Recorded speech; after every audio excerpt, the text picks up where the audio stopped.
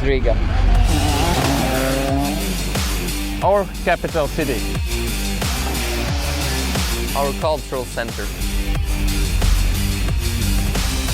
Our beautiful architecture. Welcome to Riga. Welcome to Riga. Let's race.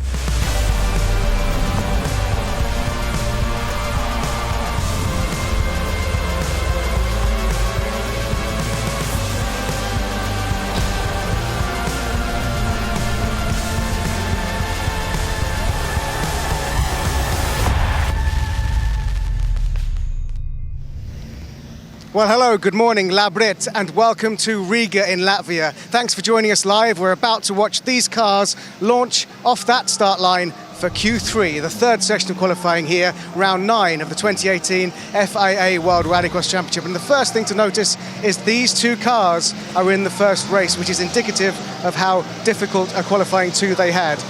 Similarly, the third Peugeot in this lineup is Sebastian Loeb's car there.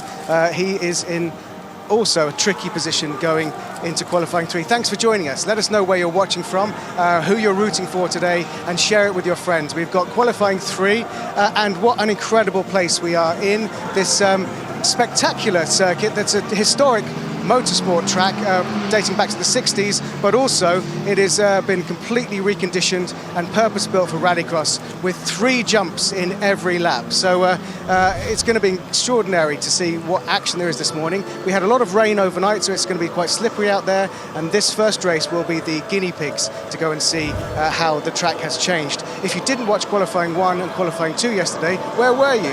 Luckily, we can bring you bang up to speed.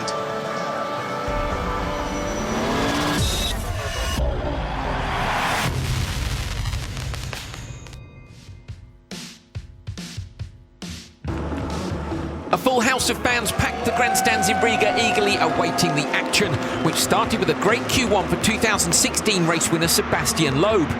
After a difficult weekend at Loiak, Peugeot were keen to improve on the similarly grippy Latvian track, and with the whole shot at the start, Loeb was in the clear to bang in the laps and set the target time. His teammate Timmy Hansen got a good start but was outmanoeuvred into turn 2 by Nico Müller in the third Audi. Hansen was clearly quicker around the Bikanecki circuit, but had to wait until Müller ran wide in turn 3 for a gap to slot the Peugeot through. The delay meant he couldn't match Loeb. Audi teammates Ekstrom and Bakker had faced Petter Solberg in their encounter. Keen to lay the Joker Lap demons of France to rest, the EKS Audi Sports Squad responded to Solberg's Joker immediately, with a great lap from Ekstrom seeing him take the checkered flag, but still not the fastest time. The world champion lined up in the last race, and despite some contact in turn 1, Kristoffersen got away clean, unlike Liam Doran, who was collected heavily by Niklas Gronholm and had to nurse his GCK machine to the finish. As that finish line approached, it looked like Loeb had held on, but Kristoffersen had stolen the Q1 win by the finest of margins, just 9,000ths of a second. The roller coaster of results continued in Q2. Scheider won race 1. Heikkinen took race 2, while some of those who'd had good results in the first session started to struggle. Nico Müller fell victim to some turn 1 carnage. Schischerit had contact with Gronholm on the brakes, and his full throttle recovery collected Müller as he turned into turn 2. That racing incident left fellow Audi driver Andreas Bakker with a clear track, which he used to good effect to take the win. The biggest losers in Q2, though, were Peugeot. Despite clever tactics from Timmy Hansen at the start, he could only capitalise on his teammate Loeb's misfortune, and things were about to get worse for both. With smoke pouring from their front left corners, both cars seemed to have suffered similar failures, leaving Johan Kristoffersen to mop up the honours once again, and Peugeot with a very long night ahead of them. Q2 was not the best for us, as we could see. Seb damaged the front, which broke, I think, on third lap after that. And Timmy had the incident also. He touched a little barrier and also had a problem in the front suspension. So similar problem on the both cars. Of course it's frustrating, you are a little down, but we need to turn that into something positive and continue, because, you know, rallycross is still rallycross and a lot of things can happen. So we just need to see another day tomorrow. Here are the standings then at the end of day one. Kristoffersen winning both sessions is at the top of the table from Ekstrom, Solberg and Backrud. Everybody else has had at least one not ideal session. Loeb, Gronholm, Haken and Timosyanov. Baumanis is currently in at home in Latvia. Shisha at door and Timmy Hansen down in 12th. But there are plenty of big names looking for a place in the semi-finals. So now you're bang up to speed with what happened yesterday, but this is day 2 here in Latvia. This is in fact Gerlán Šešerit's GCK Megane, but I've got Liam Dorr. And Liam, it's great to see you back out after what was for you a very successful weekend in Loiak. Talk us through what happened here yesterday. Yeah, like you said, successful weekend in Loiak for sure, definitely after the big gap I had out, and couldn't have really been happier with how it went. Coming here was never going to be as easy. I have no track experience at all. Loiak, even though I'd been out for a long time, I did a lot of laps back when it first started, and I know the track fairly well. And so this is the relationship we have. See, I try and help him out as much as I can. All he tries to do is cause me problems. So yeah, it was good, but coming here we were never going to have the same advantage. Well, I say advantage, we were going to have a bigger disadvantage to everyone else. I'm pretty much the only driver in WX I think that hasn't been here before.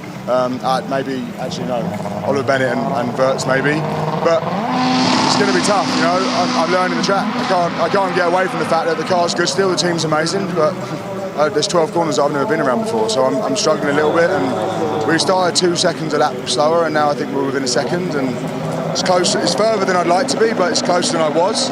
I'm just trying to stay positive and confident, and the car and team are still very good, and I guess I can do it when I get my head around it. So today should be a better day. We've got a plan. I'm in the top intermediates at the moment, so considering the problems I've been having, I'm happy with that.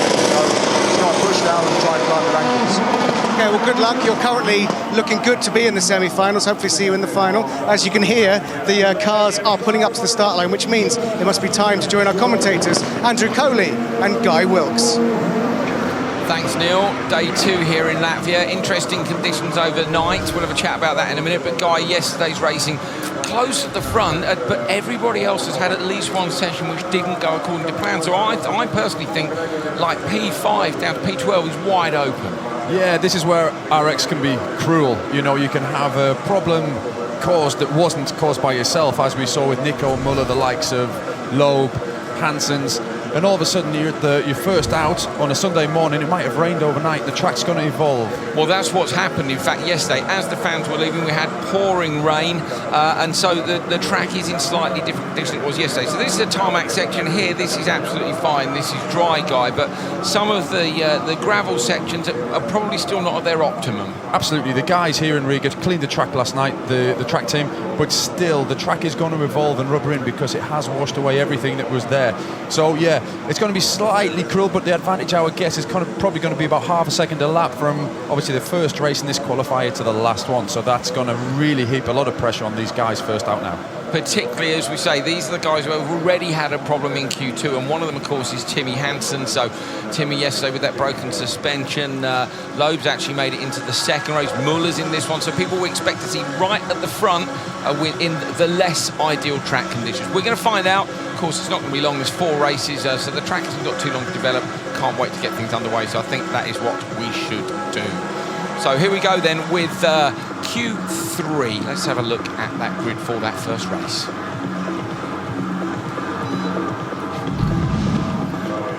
On the inside, we've got Oliver Bennett, then it's Kevin Hansen, Timmy Hansen, Nico Muller and Gregoire de Moustier. 17th for Kevin Hansen. That's a terrible first day. We spoke to him last night. Had a bit of a laugh about it, to be honest, because you know when you've had that kind of a day, you've had a bit of a shocker. Sometimes you just got to, you know what. It was a beautiful scene in that Peugeot tent last night, wasn't it? Most everybody else had left the whole of the service paddock, and you know the Hansens were in there as a family. They were indeed. Timmy's son Sam was there. Kevin was looking after him. Good start by Timmy. It looked like in the middle of the grid there. Kevin's alongside him on the way down to turn 1. They push Bennett out of the way. Muller's going to try and go around the outside, but Hansen's got him covered off this time. So Timmy Hansen followed by Muller. Kevin Hansen trying to come around the outside, and Muller can't do that. Slots in. So these guys, sensible start. They've all got to get through that clean. There's no point in taking a mega risk. They all learned yesterday, didn't they? Yeah. Because they were fighting like hell yesterday, and today they made sure they can't afford to have the same mistake again so early on in this race. So Timmy leads for the first time onto the gravel. Guy, this morning we saw a couple of people using wet weather tyres on at least one or two corners of the car, and there was no way the conditions were wet. We got another theory on it, haven't we? No standing water on this track. The only time you'd use a wet weather tyre on a World Rallycross event is if there's standing water. The drainage is very good in this track, and they cleaned the track, as I said, overnight. No reason to use it. Why were they using wet weather tyres? To protect their tyre allocation. They want to save that for racing and gain the time on the track when it counts. Thank you very much, Guy Wilkes. That's why they're the wets on this morning, because it's very abrasive here, the gravel. Now, Kevin Hansen, yesterday we saw Timmy bottled up behind Muller. Muller actually ran wide in turn 3 and allowed Timmy through. Well, didn't allow him through, he had to allow him through, didn't he? Kevin's in that similar situation. He's not going to want... Oh, Bennett's dropped it. OK, so that opens up a window a little bit behind. Back to Muller, I'd like to see, because Kevin Hansen was right in his tail, he closed him down, but Nico's got away from him from that hairpin. And we need to see the gap. So basically, the gap between Kevin Hansen and Demoustier is what is going to decide whether or not Kevin can go joker, because he won't want to come out behind Demoustier. And at the minute, look, Demoustier is near enough to be more of a problem for Kevin than Muller is. Yeah, absolutely. You know, Muller's going to be quicker than Demoustier, with all respect to Demoustier. So, you know... Oh, he's having a look up the inside. A little bit now, you see. And the difference in driving style, the Audi there, slightly more sideways. Nico Muller does not drive like that, but the car looks quite soft.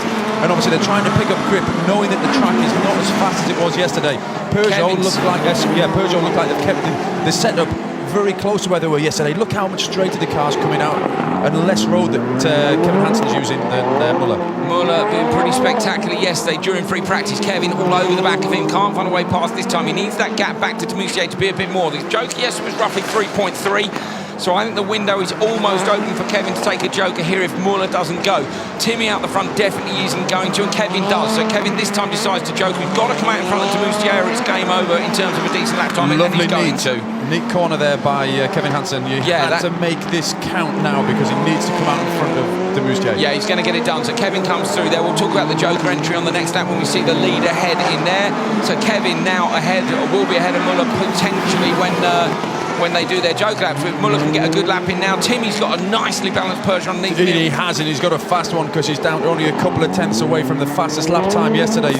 Almost 3 tenths away. So hopefully these guys are not going to suffer too much, and we might see the Peugeots able to challenge up at the front there. You can see Kenneth Hansen, Timmy's father, alongside him Graham Rodemark, Kevin Spotter.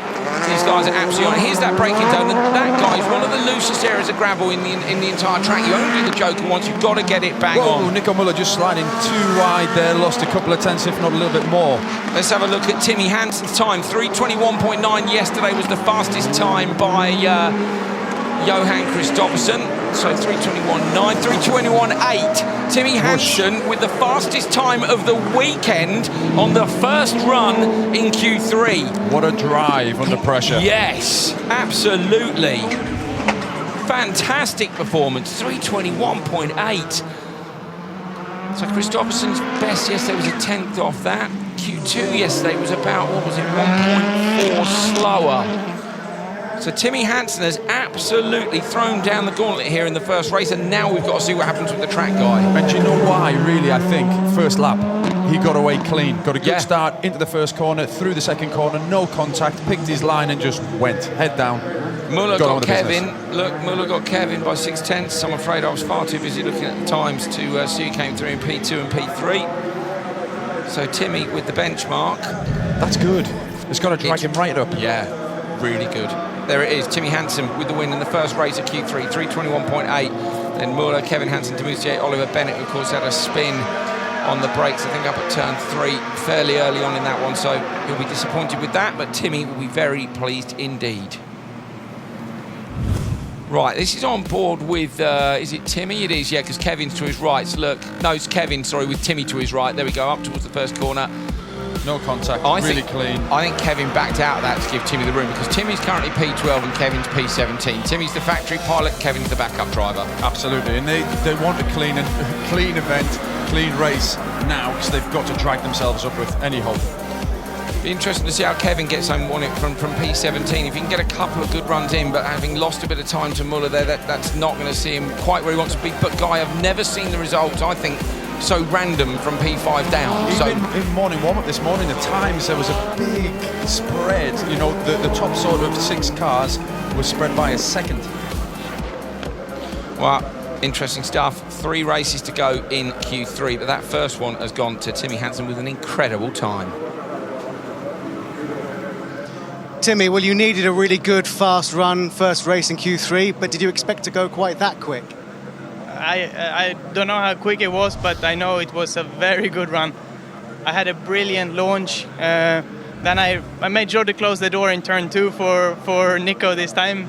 He made a good pass on me there yesterday. But then the 4 laps that was after, that was really everything I could do in this moment. I couldn't have gone 10th faster anywhere. I hit every apex and I pushed really, really hard the entire way.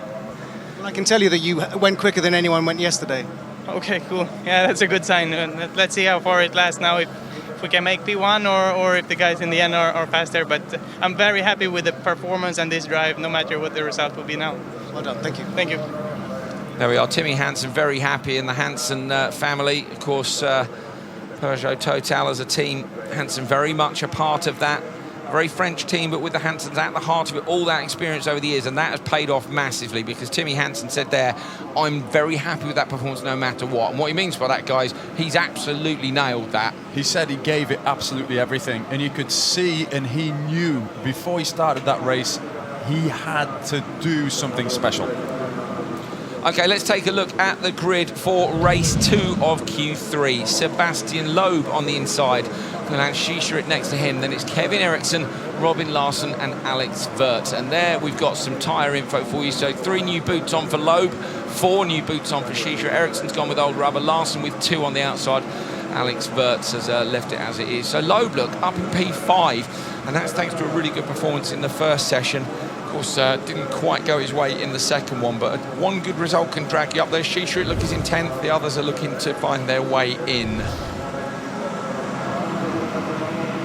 Wirtz with a big smile on his face yesterday. Say very much a professional driver, but completely open and honest about the fact that he's got a lot to learn when it comes to rallycross. He continues that learning curve, while the drivers to his left, your right of screen, are looking for a great result here to move themselves up the standings.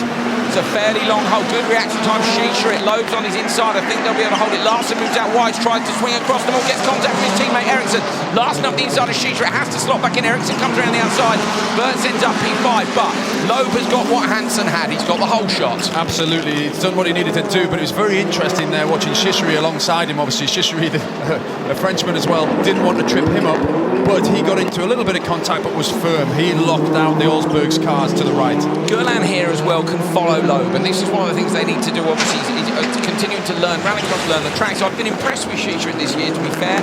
Doran now in the car loosening it up a little bit, but they've said they've been struggling a bit with settings. Yeah, Guerlain Shisharit, I was a teammate here with him 2 years ago, and he followed me, went a lot quicker when he followed me, so I expect he'll go a lot better following Sebastian. He's got to stay with him, hasn't he? He has to stay with him first and foremost, and secondly, Guerlain has improved in his own right dramatically over the course of this season. Yeah, he has. Been really good to see. I think constant time in a car that's reliable too. You need that seat time at every event, you know, otherwise it's, oh, we had a problem with this, we had a problem with that. And I think that's the situation that Larsson's in at the minute. So Eriksson, look, Eriksson is absolutely flying. He's got the hammer down. He wants to catch up to Shisharit if he can. He's got to watch the gap behind him to Wirtz. Well, I don't think so, because Wirtz actually had a bit of a tank slapper coming out of the long right-hander. He got onto the loose there, just in the background. But yeah, moving on here, Eriksson, you know, and Larsson in the Olsberg's cars really struggling. They're having a difficult season, and they'll be desperate to try and do something. But look there, Guerlain's gapping him a little bit in certain place on the track. He can certainly wait a lap, can't he? If he was all over the back of me, wanting to joke on, he couldn't, because Wirtz is in that air, but at the minute he's all right. Sebastian Loeb out front, how are the lap times looking? Hansen's best was a 48.2, 48.1 for Sebastian Loeb. So Sebastian Loeb's gone a 10th quicker. There we go. Fastest lap of the day by Sebastian Loeb.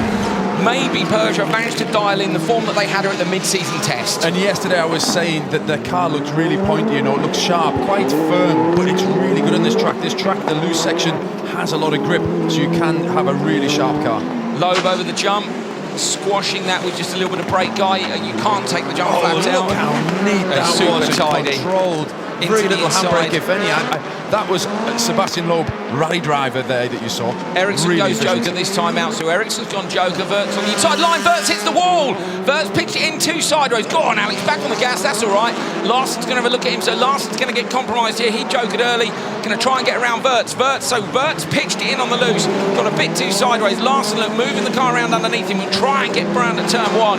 There's no idea how strong these cars are. He really got flick round, didn't he? Cannot get a break at all. No, he can't. He can't. Go on, Alex. I want to see Alex move it a bit more. It's moving the car around on the loose, which is what this downforce driver struggled with. It's knocked his confidence a little bit there. You could see he was very tentative in there, and he didn't quite get it sideways enough and had to have two bites at it. It's great though, isn't it? That as soon as he's done it, and there's bits hanging off going backwards. Again, super close to the barrier. Loeb chasing the time of his teammate. 3:21.8 for Hansen. Loeb's tidy on the way into the Joker lap. Schischrich goes in behind him, so this should be good for Loeb. Can he take the lead in Q3 as we stand with 2 races to go? It's going to be tight. He's so patient on the throttle through that left-hander. Not enough. 3:22.0. Hansen still in the lead by 2:10. Schischrich goes through P2.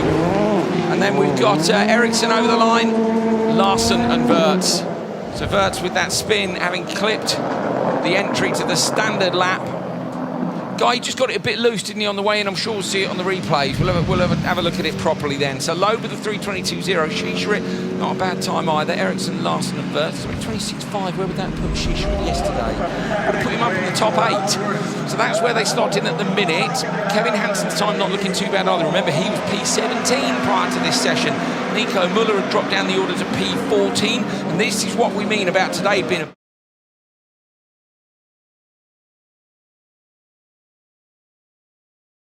Now, the track's probably evolving a little bit, not so much as we've seen from Sebastian Loeb. Have a look at this. So Loeb gets a good start. It's a bit of a sandwich in the background as normal. I think Larson was hoping, wasn't he, going wide, there'd be a bit more room than there was. Gillane gave a lot of respect to Sebastian Loeb then and moved across, didn't he? Almost, worried not to touch him. He might as well, mightn't he? Because, with respect, at this point in time, he's not going to beat him. And actually, it's one of those things, again, if you can get on his tail... He's desperate to qualify for the semis. Yeah. Everybody's got a right to be at the semis. Yeah, of course, but then you don't want to damage the car either. So Schischrich at the minute is in P10, a couple of safe runs, and he would, in theory, there's Verts on the inside. Yeah. And that's what I mean again about the gravel driving. When you're backing a car in, if you're used to it, no problem. What happened is there'll be gravel in between the Joker line and the standard line, and he pitched it in, and he put the rear on the gravel, and the rear slid far too much and obviously turned him into the wall. Yeah, so Verts with a little mistake. Not so many mistakes for Sebastian Loeb. Just 0.2 of a second between him and Timmy Hansen. Sebastian, we weren't sure if it was going to be more slippy today because of the rain, but the conditions look quite quick. The track was good. I think it's completely dry, so I think it's no big disadvantage to be in the front.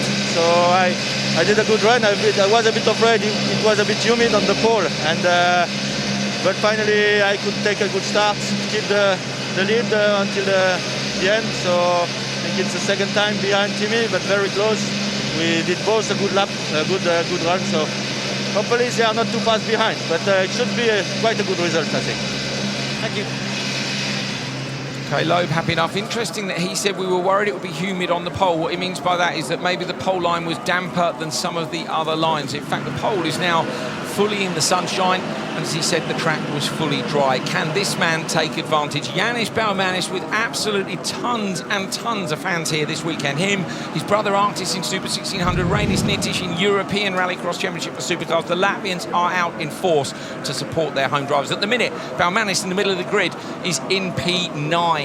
Niklas Gonam on the inside, 6th after Q2. Timo Scheider just outside the semi-finals. 4 new tyres to try and drag himself in. Timosyanov 8th. Good run by the Russian. Liam Doran currently in 11th after a pretty tricky day one. Can he move up?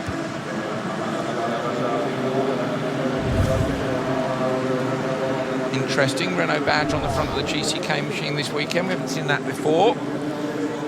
Good to see. If you just look, actually, you can see that the sun hasn't bathed the track on P4 and 5 yet. Yeah. So the heat's in the tarmac more on pole. So I actually could have gone back the other way. I guess better P1 and 2.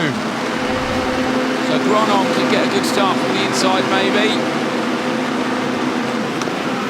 Not the best reaction time. Timosyanov beating him, and so's Balmanis, but still on the inside. In theory, if he breaks late enough. Doran goes super wide up the inside. Doran's going to try and go around the outside.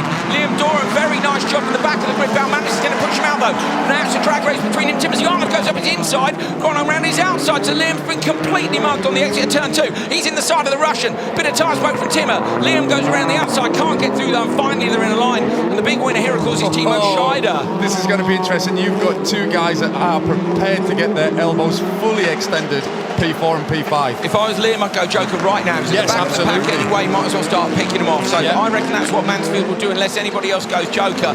Gronholm goes, Liam goes with him. Okay, so Liam's gone Joker with Niklas Gronholm. These guys now going to try and chase down the pack out front. Timo Scheider is going to be the first man to round the last corner. There he goes. So Timo in the Seat Ibiza run by Rennie Munich's squad, hoping to improve on his overnight position of 13th. Timo, yes, that was 7th in Q2, but he was 18th in Q1 with a problem with the car. Yeah, tyre smoke's pouring off Timosyanov's car there, but nothing he'll worry about, just obviously where the bumper's folded up against the rear tyre. Clever stuff from Liam, wasn't it? We saw Timmy Hansen do it yesterday. Wait, see the carnage in turn 1, nearly got away with it, and then because he ran out onto the gravel, couldn't get the traction. Couldn't get the traction, couldn't get the drive, and we saw yesterday Sebastian Loeb got nudged into the tyres, or, you know, forced into the tyres almost, you know, in a bit of a duel. Timosyanov up the back of Yanis Balmanis. So Balmanis raced in front of his home crowd. Balmanis goes Joker. That releases Timmer.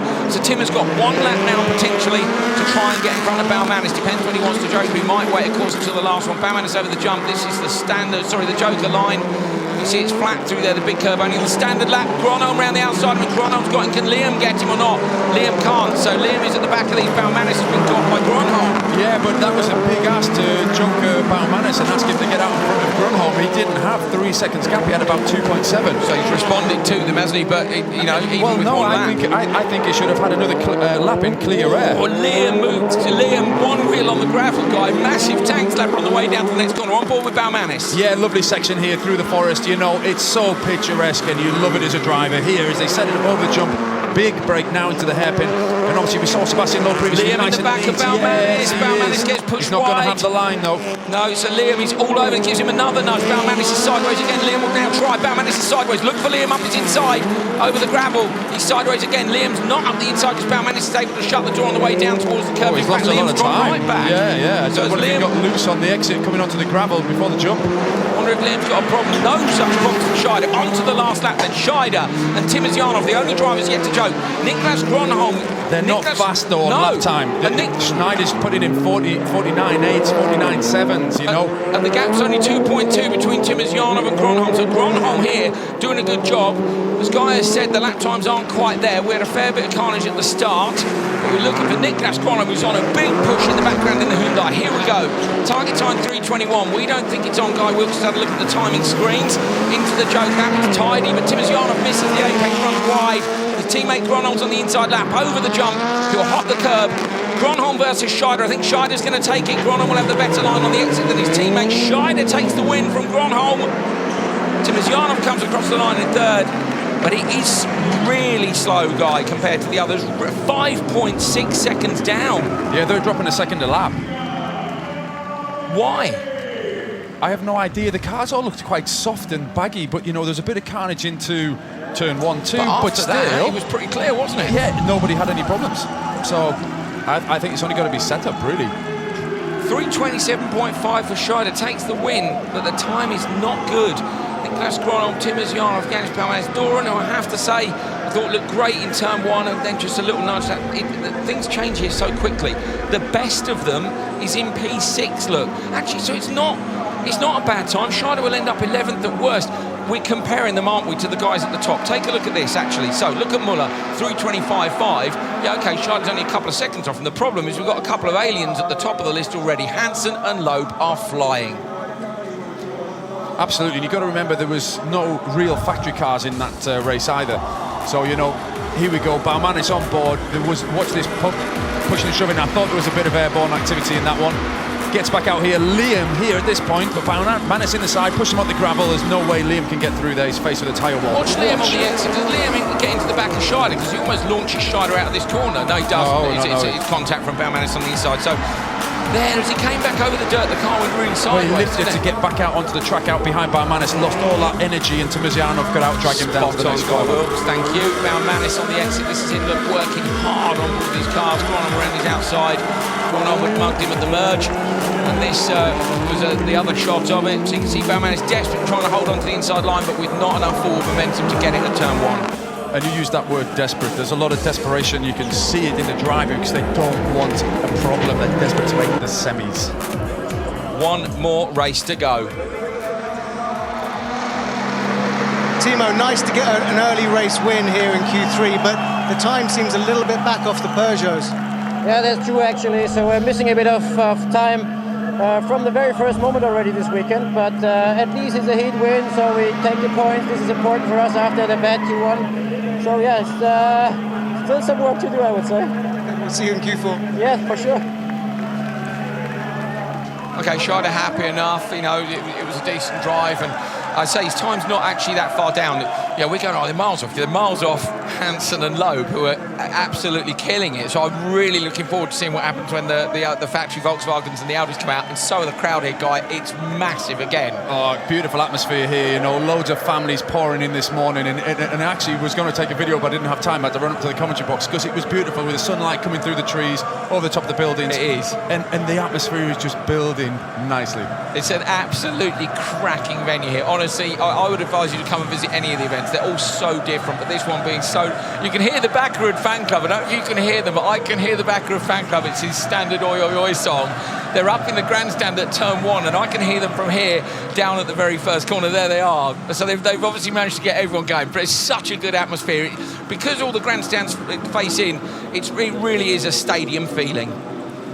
Here we go then, the final race of Q3 on the line and ready to go. On the inside, Kristoffersen won both sessions yesterday. Next to him, Matthias Ekström. Then it's Solberg and Bakkerud side by side. And on the outside, Topi Heikkinen. All these guys look feeling pretty confident. The lowest of them is Topi in 7th, so they are saving new boots for later in the weekend. This place is very abrasive. Can't wait for this. Topi's the man who doesn't have to give... too much worry, does he, into turn one? I can do what I like, no problem. No teammate in the race. Oh, mate, Solberg versus Bakkerud. You know, we've got Kristoffersen. Tony Q3 is going to be great. Oh, here we go. Revs up, ready to race on. It's going to go out. Final race of Q3.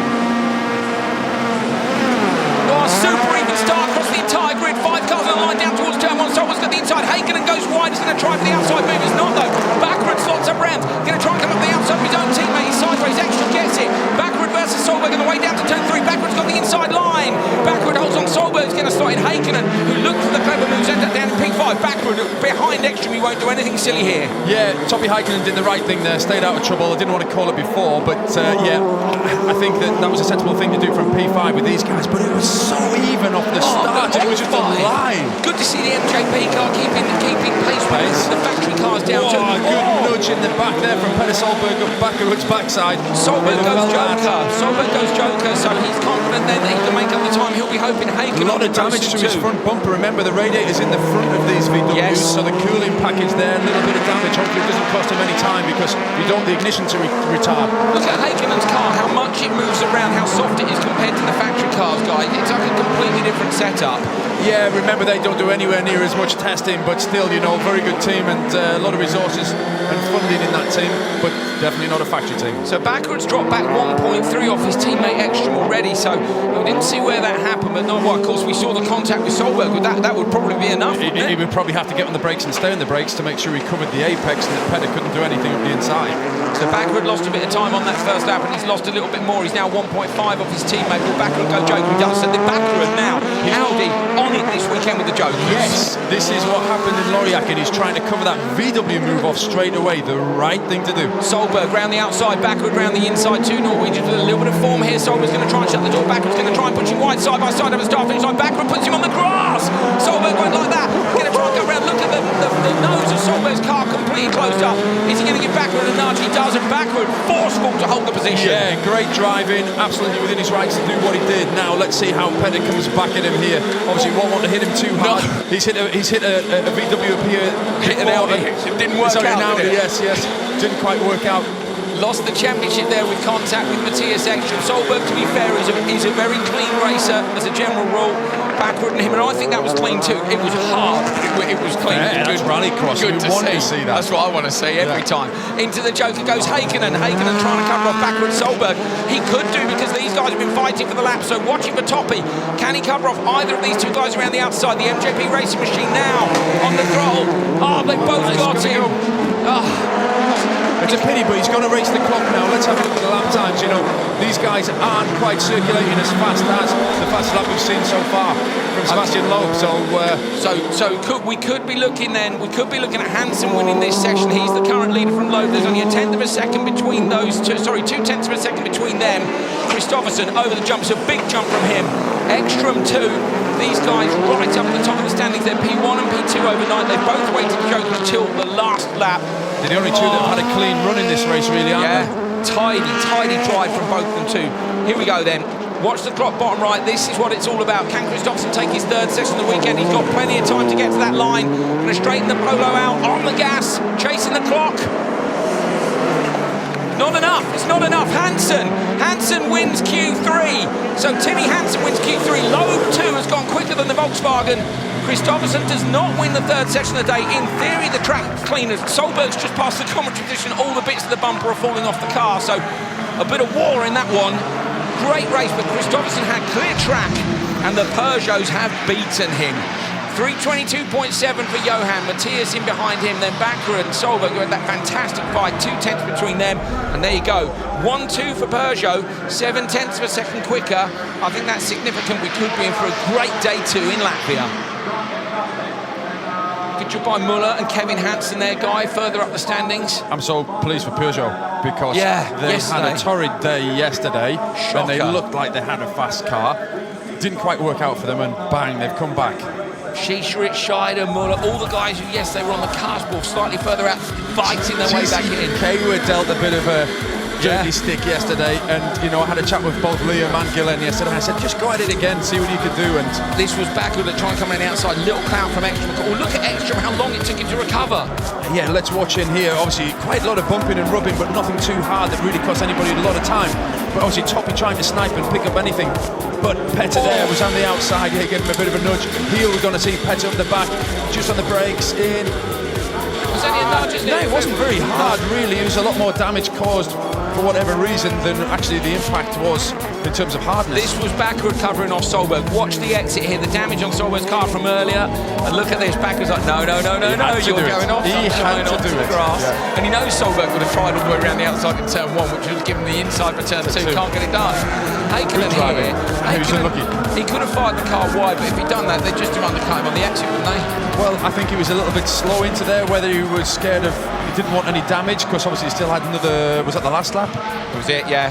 Hansen takes the session. Now, that looked like classic Q3 Johan, lead from the start and put in a very quick race. Are you surprised that you aren't quickest in Q3?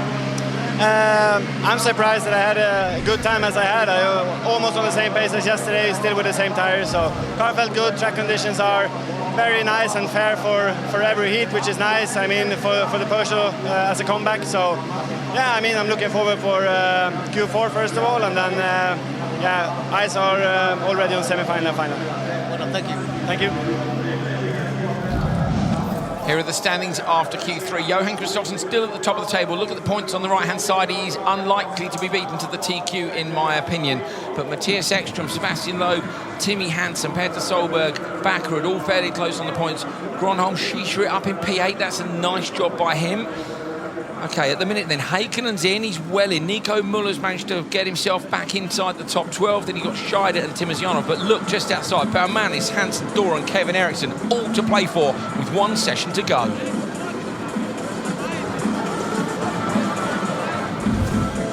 That's what we want to see, some proper rallycross. Baccarat versus Solberg, just out here on the grass. Thank you very much. Mega stuff. So, interesting with Kristoffersson at the end there. Tyres. I'm right, yeah. I'm on the old tyres. Yeah, he knows, doesn't he? Yeah, Peugeot used a few new tyres in that one. And they needed to. Absolutely, without doubt. But still. The further on in the competition, that's going to hurt them, and it's going to stand Kristoffersen again in good stead. It's interesting, isn't it, though? You know, he says that as well, but also, to be fair to Peugeot, that's the fastest time of the weekend. So Kristoffersen would have been on new tyres pretty much earlier. Well, maybe new, maybe used from practice. We don't know, do we? This is the thing. This is the thing. And the tactics. We know here in Loiak, a particularly abrasive track, so it's really important to hold good tyres for the semis and the final. It's a good point you make, Andrew, but I think a different point is, obviously, compared to Loiak, it's a different track. Loiak has only got 5-6 corners. Yeah. Here we have 12. It's a real driver's track, but we're seeing a massive difference in times, aren't we? Yeah, huge. Even within a race, that was the fastest 5 guys from the last race from Q2 yesterday, and yet, what was it, 9 seconds? Yeah, incredible. First incredible. to 5th. Big difference between these people, and changes of fortunes. Good to see Muller fight back. Good Kevin Hansen's just outside the top 12. You know, they're all going to be fighting for those final positions, and Q4 is going to be really, really exciting. I say that the top places are pretty much guaranteed, but the guys below that, because of yesterday's, in the Q1 and 2 review, I called it a roller coaster of results. No, it's very rare to see people like bad, good like that. Crazy stuff. Yeah, absolutely, but it's what we want to see in Rallycross, as long as it's not through bad driving. Fantastic. Looking forward to it. We've just got one more session to go.